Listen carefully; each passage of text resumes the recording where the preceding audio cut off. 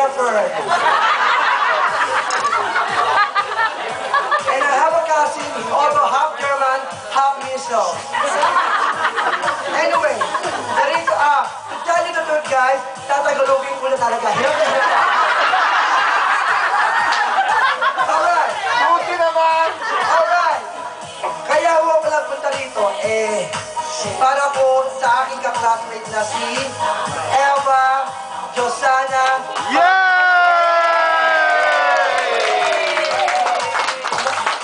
Alam niyo po, to tell you the truth, ngayon lang po kami nakita after 33 years. Bali, high school siya, pinapanganak pa lang ako.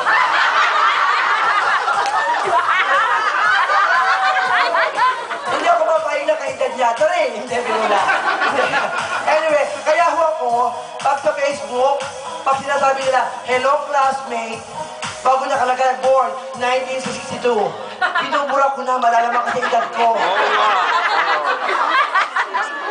Kaya ngayon, the reason why I'm looking younger is because I'm using less face it cream. Yung po ang aking secret. So, yung mga gustong bumili, ibayad nyo sa buhok nyo. Joke lang. Sa mukha naman, of course. But anyways, kaya po talagang hindi ko mapahindihan sa iba dahil alam nyo, talagang no kapag gusto makita sa iba, noong pang like 3 years ago, hindi kami nakita, nakakait kami yung kanta.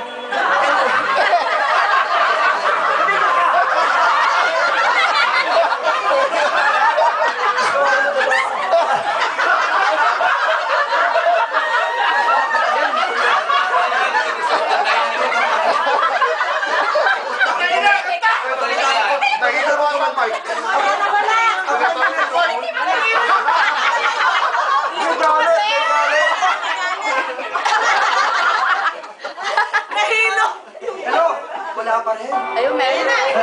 Ayun.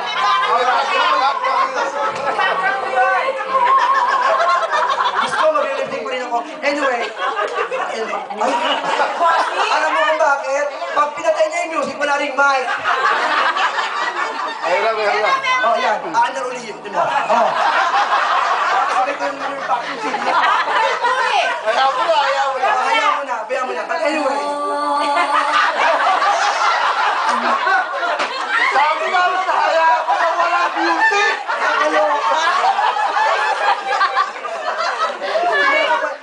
Hindi na kami nakapunta na si Celine Dion. Ayaw ko lang yung baklang yan.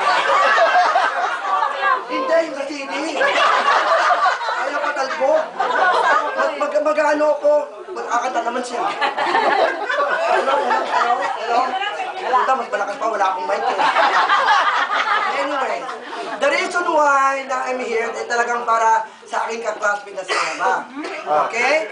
Ngayon, talagang tinawagan ko lahat dapat nga naka-Skype tayo kasi yung mga ka-classmate ko sa Pilipinas nag-iintay pero hindi natin kaya dahil, iba ang oras nila sa oras natin. So there's no way, right? Ay! Ganda! Ako ba hinahamon mo? Alright, anyway. Ayan! Wala na. Kung mamaya sisigit na naman yung babae niya. Kaya ayun.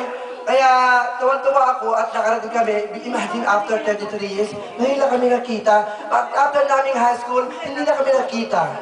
Alam namin, sinabi mo din. Oh, kaya inuulit ko. Kaya inuulit ko kung bakit. Kasi dito mga iba, 79 and 74, hindi na nakakarinig.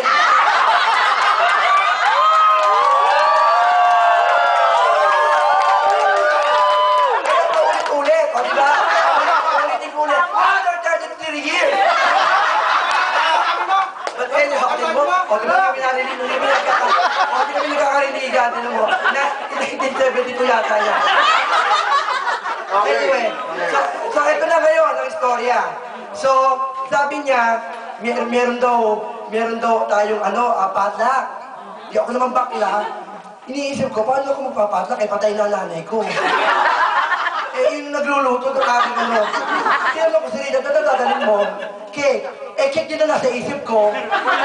Eh, di nagsoda na lang ako, mura pa. O, diba? Pero kaya naman ako. At dito ako nagpig ako. So, pumunta ako sa John's, 99 cents. Bili ko 10, $10.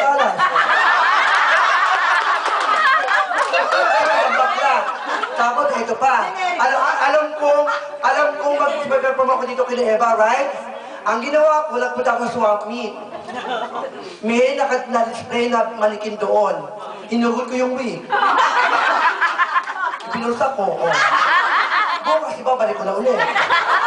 O, diba, matalino, tipid naman ako. O, ngayon, nagpapasalamat ako sa lahat na dumalo ngayon dito. Talagang overwhelming ang response talaga. Pag si Eva ang nagsabi talaga. Yeah! Alright! Yeah! Si Eva! Mabuhay si Eva! Yeah! Hey, mabuhay din ka rin. Mabuhay din lahat ang dumalo rito. Palakpakan nyo lahat ang sarili ninyo. Samparin nyo ang sarili nyo.